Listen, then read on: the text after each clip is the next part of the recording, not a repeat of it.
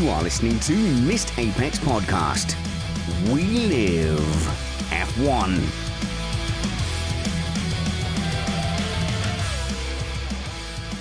I'm your host, Matt Trumpets, and it's time for tech. And once again, we are lucky enough to be joined by that storied denizen of the tech deep, Matthew Somerfield, aka Summers F1, who is technical editor at motorsport.com. It's good to see you again. Thanks for taking the time. No problem, Matt. It's fantastic to be here again and looking forward to diving into some more tech. Yes, I think our winter break will offer us multiple opportunities to dig deep into the tiniest and yet somehow most important details. But first, we are an independent podcast produced in the podcasting shed with the kind permission of our better halves. We aim to bring you a race review before your Monday morning commute. We might be wrong, but we're first.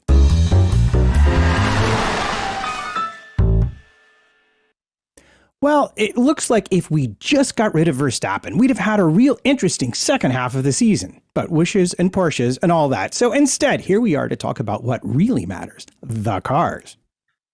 As always, it is the most important part, or at least that's what I think it is. Or maybe it's the tyres. Who knows? Well, I think it was probably Williams that tried to make the point very clearly that it was their car and not necessarily their driver that was the most important part of the championship. Yeah, most certainly.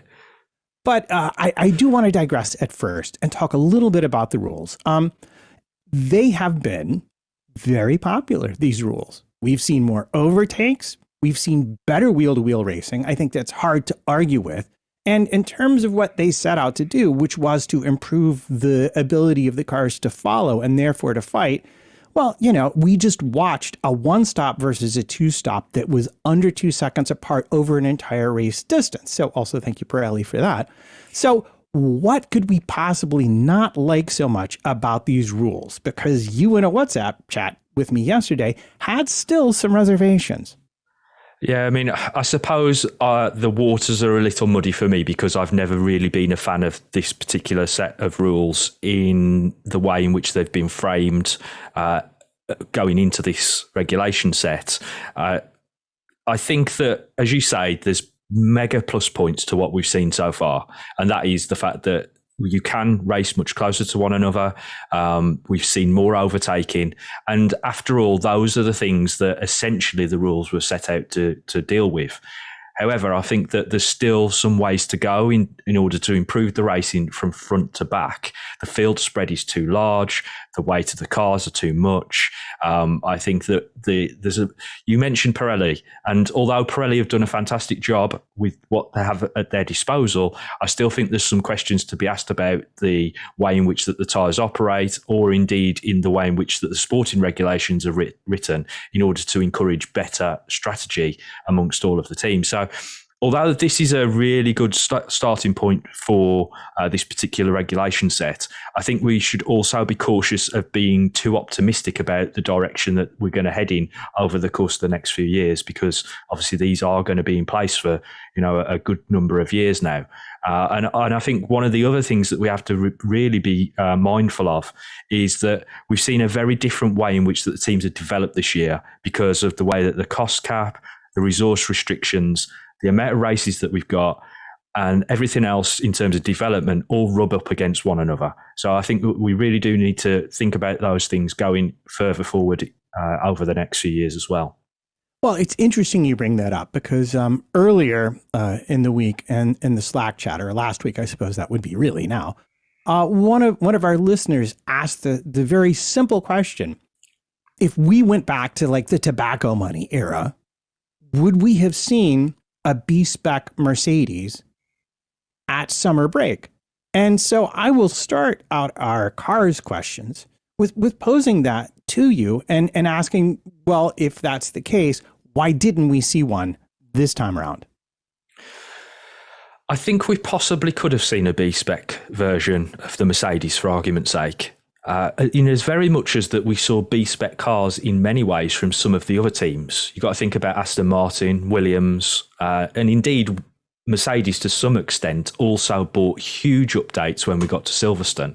So there was areas within the development cycle this year where we've seen really significant progress in terms of what's being brought to the car and trying to get back into the playing area really with what they have at their disposal.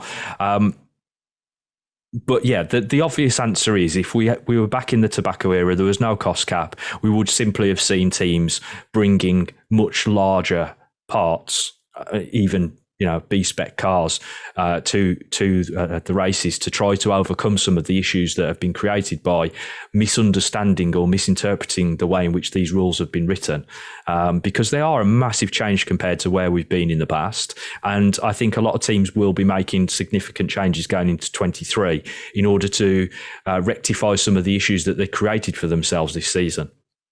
Right. I mean, to me, what I look at is if for a moment, and when I say we get rid of Max Verstappen, I mean literally just X him and his points out of the championship. If you look at Mercedes and Ferrari, they were going into the last race 19 points apart. And I would, for argument's sake, to stand up for these regulations a little bit more in terms of the field spread. I know in terms of seconds on track, we'd like to see the likes of McLaren and Alpine a bit closer. But if I'm looking at points, I find it hard with a known 7 retirements from Alpine, and which would be 30%. And then if you look at perhaps McLaren, comparing Ricciardo's performance to Norris's performance, I think 30% is a minimum of what they missed. I think from a points point of view across the whole season, I think we may have actually seen some improvement. Do you think then that it's possible under this regulation set for on-track time between the sharp end of the midfield and the back end of the front of the field? Do you see that coming down as we get further into this regulation set? Yeah, I mean, I think the thing to consider here is the resource restriction, i.e. the percentage availability of wind tunnel and CFD time will alter based on your championship position. Now, obviously, that has been in place now for a couple of seasons, but what the idea of that was to try to create some kind of parity from the front of the grid to the rear of the grid. Now, obviously, with what happened with Red Bull, with their issues in the cost cap, they are going to have a major penalty heading their way going into next season, on top of the resource restriction they're already in place of. So I do think that there will be a closing up of the front to rear, but it's always going to be stifled by who can actually spend the most wisely. The best teams will always be the best teams in so many ways because they're just more efficient with the way in which that they operate their resources. I think if we go back to the start of the season and the comments that Binotto made from Ferrari, basically suggesting that they couldn't understand how Red Bull could be, where they were, we now found out that they were obviously over the cost cap, but it wasn't significant in my opinion, not to the point as to which Ferrari were insinuating that they were so far beyond the cost cap it was unreasonable. So I think it just comes down to efficiency levels as well back at the factory, as much as anything else in terms of development. But this year has been very interesting, in my opinion, in terms of the way in which the teams have decided to go about their business, not only from a lifing point of view on parts, but also in terms of how they've developed throughout the course of the season, because it has been a little bit different in some ways to what we've had in the past. Okay, so before we move on to talk about specific teams, your biggest gripe here was you, and now, to be fair, this does not make your life easy, but you were telling me that there were races where you saw no developments brought at all. We've not seen that before, have we? No, I mean, there was one race this season. It kind of anticipated as much as when you've got so many races in a calendar and there's not really much left on the table other than fighting for scraps in terms of points because the championship is already kind of over. You kind of anticipate that some teams might have turned the tap off a little bit early. But Brazil this season, we had no updates whatsoever from any team on the grid. Now, I think that's actually unheard of. I can't remember a season, at least whilst I've been covering the sport, where there has been nothing from any team. So that kind of speaks about both the cost cap, the resource restriction, and also the quantity of races that we have to get through in a calendar. Yeah, and I do agree with you. Like having had that pointed out, it's going to be problematic because we've got more races next season. Although I think maybe we're already back to 23 because I think China is mostly on the way out at this point. But it's an issue if updates stop appearing at races, even if they're just minor twiddles here and there, because suddenly that stops. That's not just tobacco money, Formula One. That's the Formula One that has sort of always been as long as most of us have been on the planet. Yeah. Yeah, as I say, I mean, I can't remember a time where we haven't had a race where at least one team hasn't bought something, even at the end of the season, because they're looking at things for the following season, which is what we had in Abu Dhabi. A couple of teams bought updates that they were preparing things for 2023, that being Ferrari and McLaren. And they were the only ones to run updates during the course of the Abu Dhabi Grand Prix weekend. They didn't race those parts, but they were just looking into ideas, fleshing things out in the real world. And I think that's one of the main things that we'll talk about perhaps in the development stream as we go through the cars, is the way in which that teams have had to be a bit more proactive at the track rather than just trusting CFD and wind tunnel data, because these are very different types of regulations compared to what we've had in the past, and they've kind of had to reset some of their tools in order to cope with the issues they've come across. Right, and this would then, as we get into talking about the teams, I have always felt like one of the biggest problems for the FIA to overcome in terms of reducing the field spread is the fact that the teams that we think of as being the big teams, which would be Ferrari, Red Bull, and Mercedes, have had for more than a decade, in Ferrari's case, forever, literally, the ability to amass expensive tools that weren't always available to the other teams that had less money to spend. And they are still sitting on that huge heap of resource and experience and drawers stuffed full of things that have been tested that can simply be gone back to and looked at. And other teams, smaller teams, haven't had that capacity. So for a lot of it, is it not just going to be the case of waiting for this testing restriction and the parity that the FIA is trying now to enforce? It's going to have a lot of catching up to do before we can really judge whether or not it's effective. Yeah, I mean, I think in a regulation set, you could really argue that you shouldn't really tamper with things too much until you get to the third season, which is at the point at which, teams have really converged on many of the main ideas within that regulation set. If you look back historically, unfortunately, Formula One has had a really bad way of coping with regulation changes, in as much as that it gets a very knee-jerk reaction to something and it tries to change things almost instantaneously. We had that in 2009 when we introduced the vanilla regulations. Immediately there was some discourse regarding double deck diffusers and some of the other things that were going on there. As much as Formula One made big strides, in my opinion, in 2009, they walked back many of those things when they got to 2014. And then again in 2014, when things didn't quite go the way because of the hybrid regulations being introduced, we end up with a knee-jerk reaction for 2017 and again 2019. So hopefully the FIA and Formula One management have learned from those mistakes, and they will be cautious in how they approach further changes over the next few years. We are getting some very minor changes for next season, but I think those really are things that needed to be put in place before development in those areas become very, very complicated very, very quickly. And obviously we want to try and stop those things from happening. That would be the Aston rear wing you're talking about? And the Mercedes front wing as well, yeah. Yeah. And a few bits on the edge of the floor. There's a few changes for 23 that will have an impact in terms of performance, and it has meant that towards the end of the season, you've probably seen teams stepping away from a direction of development that might otherwise have headed towards had those not already been outlawed by the FIA. Okay, so real quick then, before we finally get into the teams, and I promise we will get into the teams in just a second. One of the most exciting things about this season is we saw 3 sort of completely different looking cars, all of which seem to have sort of different aerodynamic concepts. Could you just take a moment and sort of take Red Bull and Ferrari and Mercedes, and I know some of the midfields had their own approach as well, but let's just start with the top three and outline sort of the differences and how you see them, their concepts working, where they expected to gain lap time and how they expected to be competitive in this regulation set.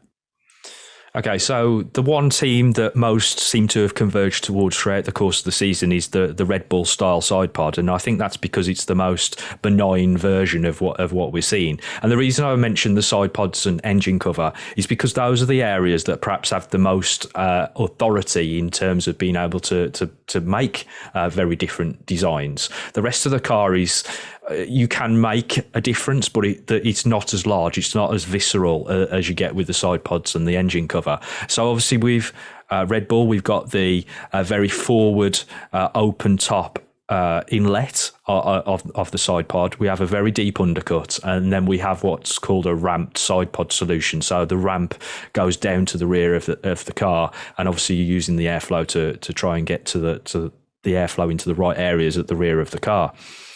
Then we move into what I would call a high-waisted in-wash side pod, which is what we got from Ferrari and a couple of the other teams. A couple of those teams did move on towards the Red Bull style side pod. But what we do know is that from an efficiency point of view, the Ferrari solution is quite high. It does a good job. However, you have to do a lot of work with the sculpting of that side pod to be able to get that efficiency back.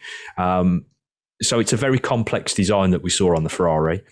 We didn't see many people head towards that design, albeit Alpine had a sort of half Red Bull, half Ferrari style side pod, which is probably one of the more interesting solutions that we found on the grid during the middle of the season. And then obviously you've got the standalone solution, the zero pod of the Mercedes, which I get what they were looking at doing there, very much in line with what we've had in the past, over the past sort of decade, in as much as that you want to get as much of the floor open as possible. You want to get the air into the Coke bottle region as quickly as possible. They were, in my opinion, they were trying to influence things in a way in which that was a known concept to them from previous regulation sets. And obviously they've made it work throughout the course of the season, whether it's still at the level that they want it to be moving into 23, or whether they can find more performance from something else, we have to wait to see. But those are the three major solutions that were available on the grid. But most of the teams moved more towards what I would consider a Red Bull style side pod as the season unfolded. And I think that's just purely down to the fact that it was a much more benign solution that could then be, sort of tuned to your requirements. Okay, so let's start then with Red Bull. If I was going to give Red Bull a grade, I'd have to give them an A, except for they stole someone's lunch money and got sent to detention. So, you can't ignore that. But what interests me most is their journey, especially on managing their tires and managing their weight. So what did we see? How did they achieve that? Because at the start of the season, they were not particularly great on their tires. They struggled a lot. What changed? And specifically in the second half, what did you see them bringing, and what do you see them tuning? Because I'm assuming that their development for 23 is going to be much more of an evolution of what we're seeing right now and not something brand spanking new. Yeah, I mean, the thing for 23, you have to think in terms of broad strokes, is that we've already seen a lot of solutions throughout the course of 22, more than we anticipated would even be possible. Just looking at the way the regulations were set out, I think everybody was appreciative of having cars that look very different to one another, when we thought that there might be a lot of copy and paste out there. So I think that we have achieved something that already that we weren't anticipating.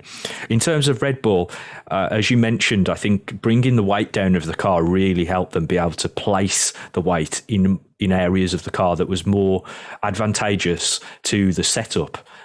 Especially at getting the front axle being able to turn in, because as we know, Max does not like an understeery car, and I think that's what they were really struggling with in the first part of the season, is that they just couldn't get the front end to bite as much as that they really wanted to. In terms of development throughout the course of the season, obviously they did well with the underfloor side of the design. They were quick out the box there, but they made some significant gains throughout the course of the season on that, a lot of which is hidden. And again, this is one of the things that unfortunately on the sidelines, most people won't appreciate what's going on underneath the car. And that is a big quantity of the performance that we're gaining with this particular set of cars. Obviously, the diffuser and the floor has always been pretty important in Formula One, but it has a much larger role in providing the downforce now compared to front and rear wings. But I'll get onto that a little later. But I do think that the way in which Red Bull operated is that they front loaded their season.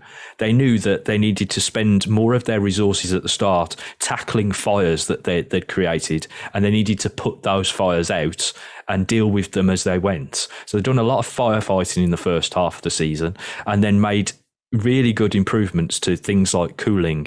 As you say, tyre management was a critical factor for them as they went throughout the course of the season.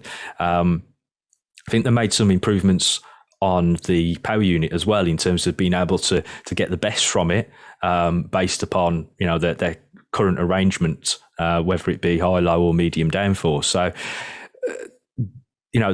the points prove that they are the best team on the grid. And I think that they did the best job out there thoroughly compared to everybody else. And other teams have simply proved that by the conceptual movement of the aerodynamic side of things towards the Red Bull concept. Yeah, well, one of the things that I liked very much, and I noticed it because this was an approach taken by Alpine as well, and some of the other teams, is they did seem to understand straight away that it was a bigger season-long advantage to have a very high top end on the car rather than going for maximum downforce, which had generally been I think the trend would be to go for maximum downforce and then trim it out under the previous regulation set. They immediately realized their car would be much racier and their drivers would have a better chance at being able to capture more draggy cars going into the braking zones at the end of DRS straights. Yeah, I mean, what I do find interesting about Red Bull this season is their lack of development when it comes to front and rear wing. They have had some development, like they've moved the front wing end plate canard at one point. They've obviously optimized the flaps on the front wing to cater for the downforce level that they're at. But they've not spent a huge amount of their resource on designing rear wings for different circuits, which again is something that we used to see in the past. They really probably only had 4 rear wing specifications.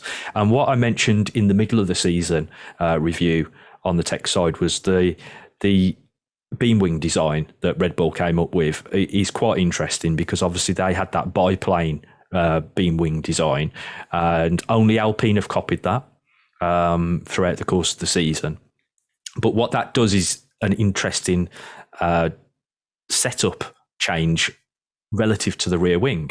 It allows them to play around with things, because they went down to single element at certain points when they didn't, when they wanted to reduce the total amount of drag. Places like Belgium, Baku, and Monza, we saw them just with a single element beam wing. So I think that they adapted really well in terms of setup, but they didn't have a huge suite of parts to work with, unlike some of the other teams that have continued in more of a traditional route and continue to find developments from front and rear wings throughout the course of the season as well. Okay, so I'm going to ask real quick, because it became such a topic in the last few races, the discrepancy between Verstappen and Perez. particularly, we saw it in Brazil, but we saw it again in Abu Dhabi. Is it just Perez not being able to get his head around it? Because I know that Perez purposefully ran a different specification car for some time because he liked it better, even though Red Bull thought that it cost him time. So you track what they put on the cars closely. Are they all running exactly the same car? And if not, does that give us any ideas as to what's going on Perez's side of the garage? I think it just comes down to comfort level at the end of the day. There's always going to be a difference between one side of the garage and the other. And at certain tracks, it's exposed by that driver preferring a certain type of setup, trying to do certain things with tyres. If we look at Abu Dhabi, because that's where we were last, there were stages throughout FP2 where Perez did try a high downforce rear wing compared to what they actually ran during the race. So he was looking at different ways to try to find that comfort level. There are other instances on other teams where that's been the case, and other team members have actually run different setups to one another. But by and large, I think Red Bull sort of converge on a single aerodynamic setup. And run with it. But there has been times where, as you say, they've run different floors because Perez has felt more comfortable with that particular floor. So I think it just comes down to the fact that it's a comfort thing. When you're in the groove and that the car's operating in the way you expect it to, then you're going to get something back from it. And clearly, Verstappen had a better go of that towards the end of the season than Perez did.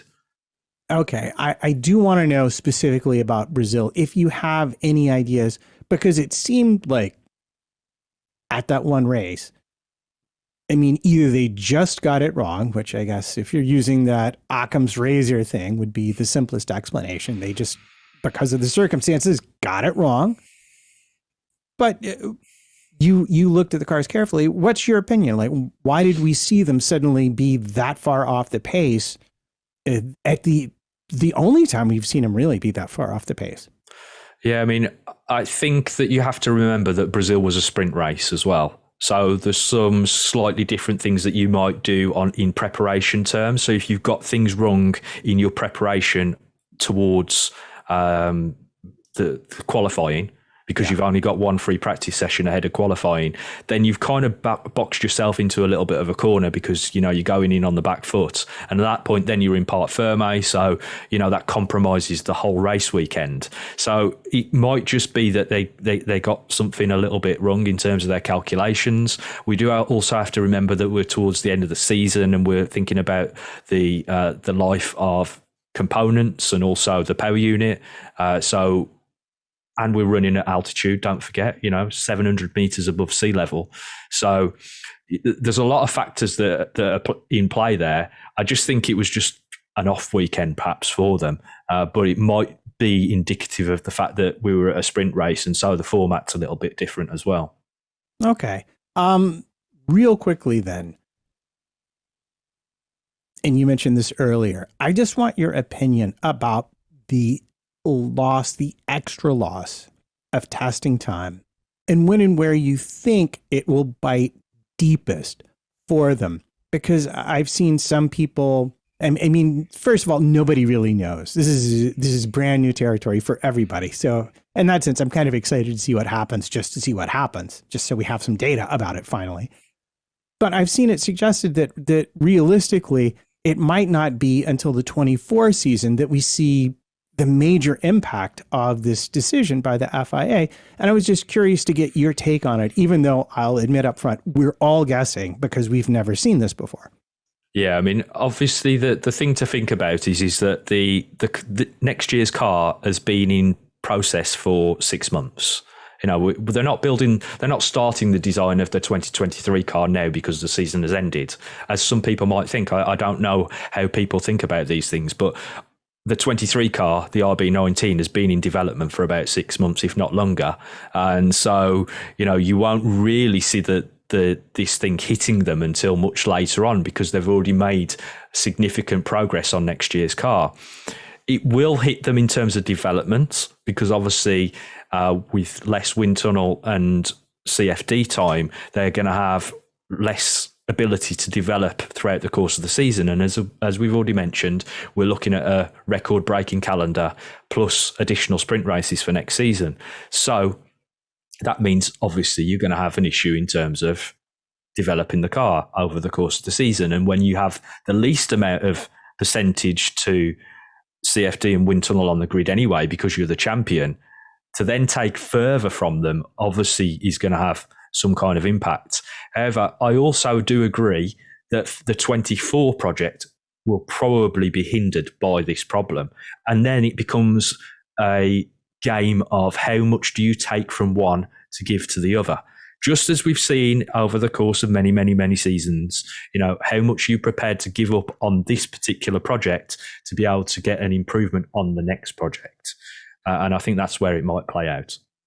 Okay, well, I tell you what, why don't we move on and talk about everybody's favorite comeback kid, Mercedes. And I have to say, while they didn't exactly pull a rabbit out of the hat, at least it wasn't a dead rat. I mean, they made significant progress on what was obviously a very flawed concept in some ways, and a concept which they were readily admitting was not fixable under these current set of regulations.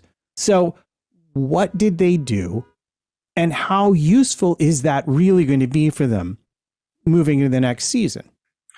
See, the interesting thing for me here is not the zero pods. There's something else baked into the chassis design that is problematic on the W13. And I think that is where the story might have been misleading in many ways, because everybody's focused on the thing that looks the most different to everything else on the grid.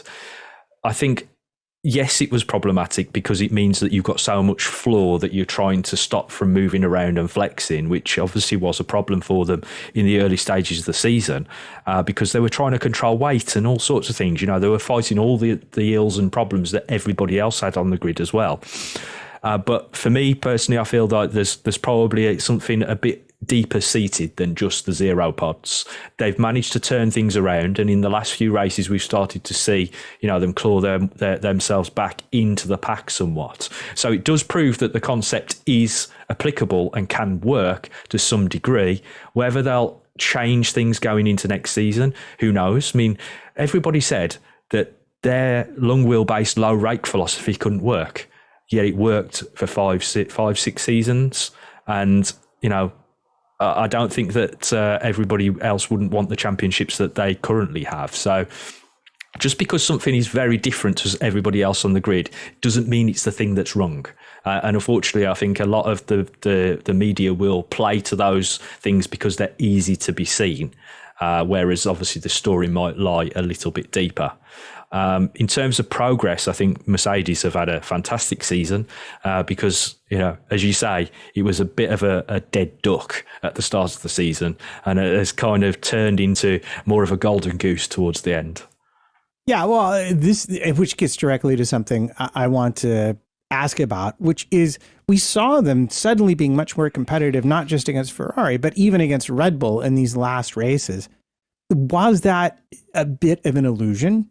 Because, Red Bull had obviously an off race at Brazil, or is this real fundamental progress they've made understanding how better to set up their car and how to extract lap time from it?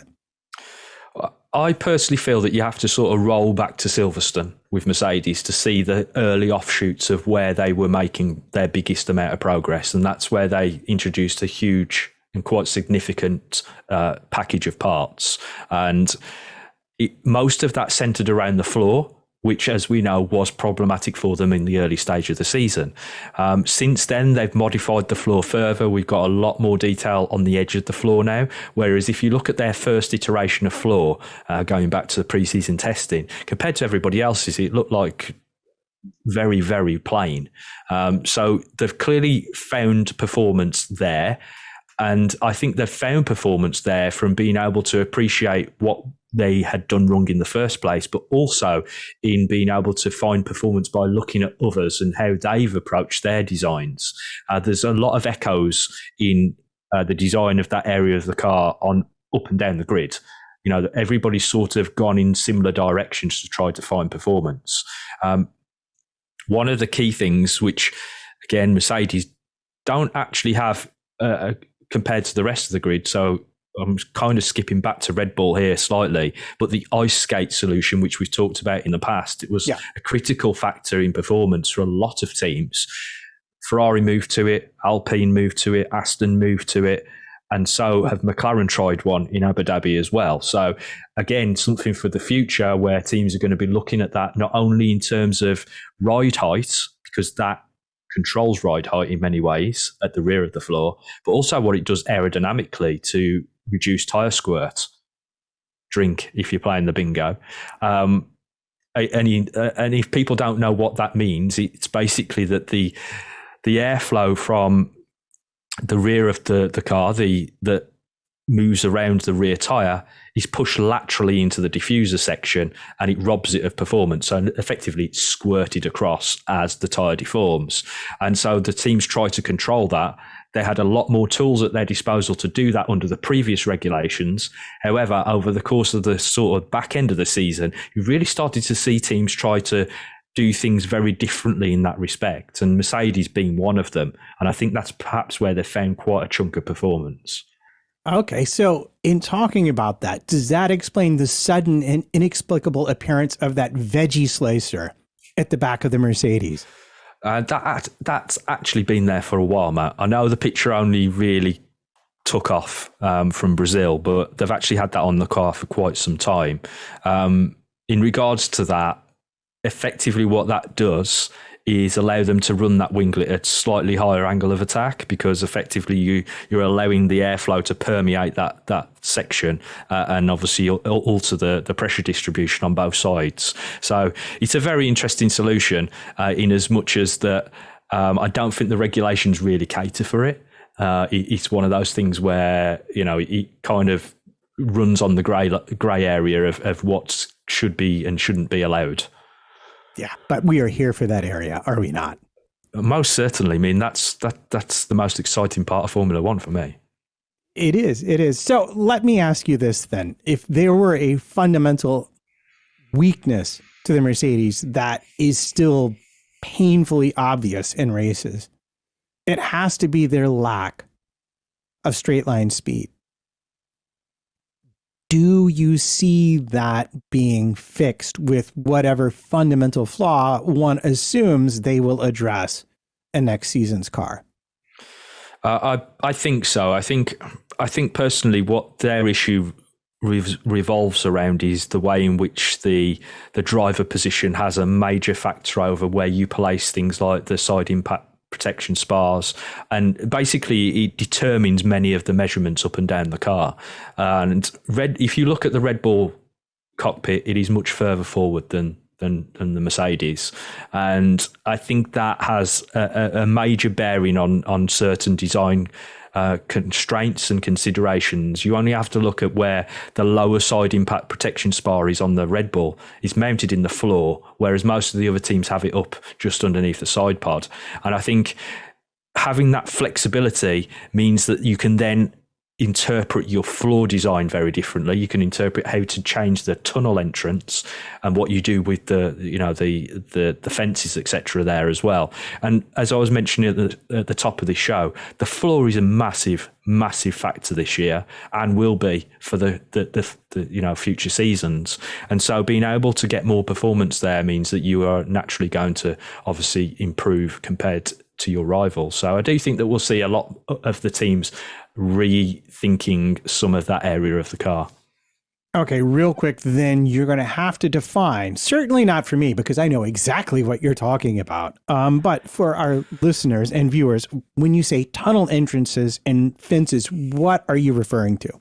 Okay, so when you see the front of the floor, the underfloor itself is a curved surface. It's not flat like we used to have with the old floors. The old floors were pretty much a flat surface until you got the diffuser, and then it ramped up at the rear from the diffuser on the kick line and around about the rear axle line. However, now there's more of a shapely effect to the floor itself because we're working with sort of underfloor venturis and ground effect.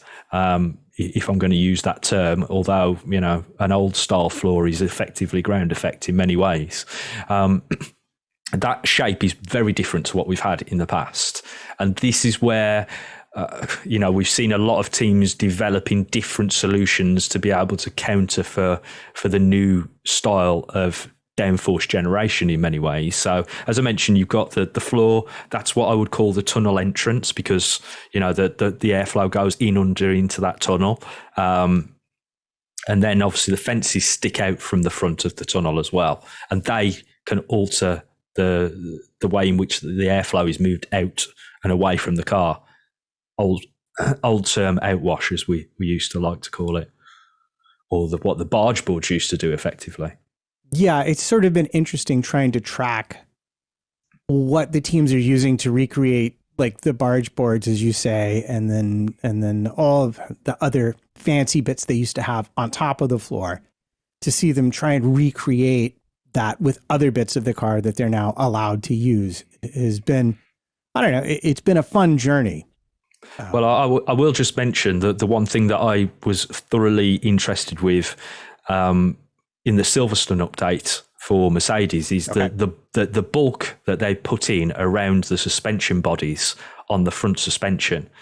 Basically, they extended the chassis in order that it became a massive flow diverter, and it effectively pushes the airflow down towards the floor and those tunnel entrances that I've just mentioned. So effectively, they widened the chassis. It was sort of a faux wide chassis, but it was a flow diverter as well in many ways. So that was something that nobody else did, and I think it's primarily because of the way in which it worked for Mercedes with their zero pod setup and the way their floor worked. Okay, well, it worked. It clearly had some positive impact because we saw the performance come on after that update. I think everyone is kind of curious to see whether they stick with the absolute zero pods, because my personal bet is you're going to see 0.5 pods.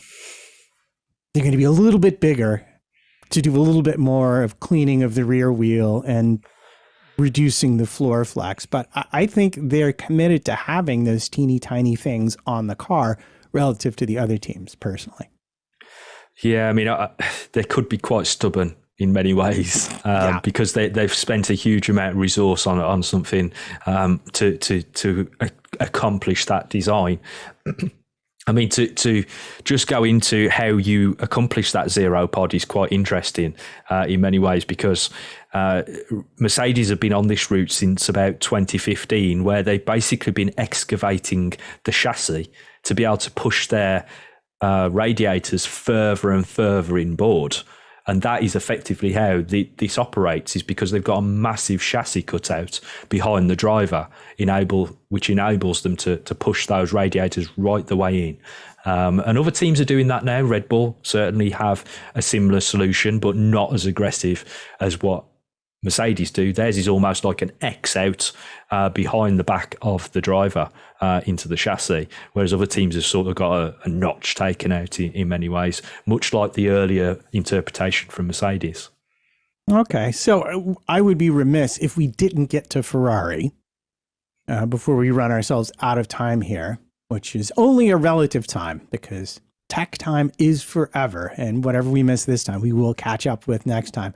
But we've not talked a lot about Ferrari, and I think some of it is reflected in that comment Bonato made, which is like sort of they got to Spa, and he was like, meh, you know what? I don't think we're going to win, so heck with this. We're going to take our toys and go to 23 already. Is that really what happened? And how important was that technical directive? Because it seemed like they just went right off a cliff once that thing came into force. Yeah, I mean, unfortunately, Ferrari were the ones that bit the bullet when it came to TDO 39. They seemed to take the brunt of that technical directive and really did hurt performance. I mean, I did mention this, and I'm not sure whether it was on Missed Apex or where I mentioned it, but essentially my interpretation of the Ferrari at the start of the season was, wow, that looks fast out the box, but can you develop it? That was my biggest fear, is that car looked very quick straight out the box, but how are you going to add performance? Red Bull achieved it, but unfortunately Ferrari didn't, and hate to, throw cold water on the AWS graphics, but they've been saying all season that the Ferrari is the quickest, and that the Red Bull is only a few percentage points behind. I mean, I had Red Bull as the quickest from Jeddah onwards, pretty much. They immediately fell off the starting blocks, and it was difficult for them to get back on.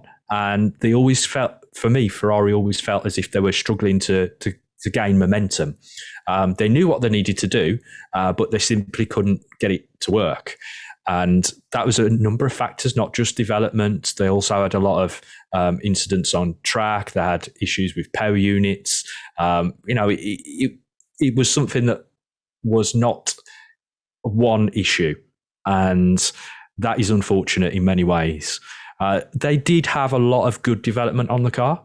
But again, it was convergence development. They tended to follow the pathway set out by others because they allowed themselves to look at others' designs and think, oh, that's better than ours. Let's see what it does in the CFD and the wind tunnel. Oh, yeah, it adds a few percentage performance points. Let's make a real one and let's put it on the car. We had that before the season even started, because they had the snow plough that they pinched from Aston Martin. When the cars first launched. We then saw them copy McLaren's edge wing solution. We then saw them copy Red Bull's ice skate and their edge wing solution. And in terms of their own development, it was just refinements. Yeah. Are you suggesting they need Xerox as a sponsor there? Well, we did suggest that a certain green team on the grid has made several copies of several cars down the years, and they've done it again this year with the Red Bull at one stage. But I'm not saying they're devoid of ideas at Ferrari, because that's far from it. They came up with a car that, as I say, was very quick out of the blocks. But I almost think as if they were too reactive to other people rather than actually being insular and thinking of their own interpretations and designs, because they'd already done a good job. And then, as you say, I think they got to a certain point where they realised that they needed to turn the tap off because they simply wanted to concentrate on 23 and forsake 22 because they knew they were too far behind. Okay, so I'm going to ask the following question then. Can they reclaim this initiative from Red Bull with the design that they have? Do you see them being able to show up as they did in 22 with a more competitive car, first of all?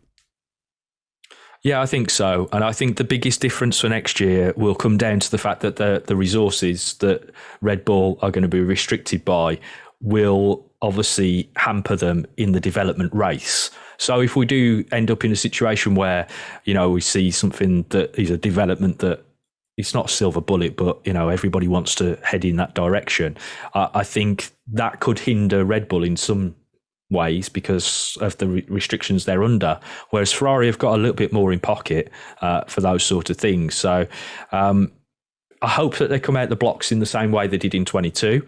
I don't think we'll see them copy the Red Bull design because I think they're setting their way with what they've put forward this season. They have refined it throughout the course of the season. Those side pods did change, albeit minimally, in terms of the radiuses and whatnot of the side pod undercut and the rear end. But I do think that we will see them certainly in the mix next year with Red Bull and Mercedes and maybe even Alpine and McLaren, hopefully. Oh, let's hope that we have that. And the midfield will be featured in our next show, I'm sure. And my last question about Ferrari, before we get to the goodbyes, is very simply, it seemed to me from sort of the forest, not the tree point of view, that they exchanged being competitive in races for being competitive in qualifying. Like they added speed in qualifying, but it cost them the ability to manage the tires at all. And I wonder, is that more just a balance thing than anything else that they're struggling with. I think balance is one of those things, but also the way in which they've added downforce onto the car hindered them, as you say, in being able to manage the tyres. And then when TD039 dropped, I think that hurt them even more. They were struggling further with tyres. I mean, if we look at them versus Mercedes in that respect, they're at two ends of the spectrum, because Mercedes can't turn the tyres on to save their lives, and basically come into a race and don't actually start to fire the tyres up for 10 or 12 laps, versus Ferrari, who are overcooking the tyres almost instantly. If you're comparing apples for apples in those two, and yeah, that was a major factor for them. In their approach to strategy, because obviously you're trying your best to provide the best strategy possible for the driver, but if you can't make that strategy work because the tyres are overheating, then you've got a bit of a major problem on your hands, because then the stint lives don't work. I mean, I hate to say it, but sometimes I think perhaps Formula One strategists, and I'm not in that pay packet range, but it almost appears sometimes that a 2-stop might outweigh a 1-stop, because you can actually drive the nuts off the thing for as many laps as you need to, and take the extra stop. And I know teams will always try to do less stops because there's less problems that can go wrong. But we all know from the Schumacher era that if you can make an extra stop work in lap time differences, you can make it work. And I think sometimes Ferrari might have been better off trying to play that game. Yes. Well, in order to do that, you have to have the driver who can drive at that percentage of the maximum pace without mistakes, as we saw in the last race with Red Bull on the 2-stop versus Ferrari on the 1-stop. Yeah, I mean, that the problem there was the traffic. That Perez had the issue there. In my opinion, that was one of the big factors behind him not being able to reclaim the positions that he needed to. But he nearly made it work. It was suboptimal, but it was the only way, realistically, of doing what he needed to do with the tyres at the point that he had them. He got put into a box because his tires went off by lap 15 and Leclerc's had not. And that informed everything. Summers, will you come back and talk to us again about more of this stuff? Of course I will. I love these chats, Matt. I do too. So I'm delighted to hear you say that. In the meantime, where should people look for you on what we like to call the social medias? Well, if it still exists in a few days' time, obviously the best place is Twitter, which is Summers F1. But I am now on Mastodon as well, and you can find me on Instagram, although I will warn you that I post a lot of golf content on that stream. And we golfers are here for that content, let me tell you. As for me, I'm at MattPT55 on the interwebs. Come find me on Twitter. Send me an email at matt@missedapex.net. And until next time, this has been Missed Apex Podcast.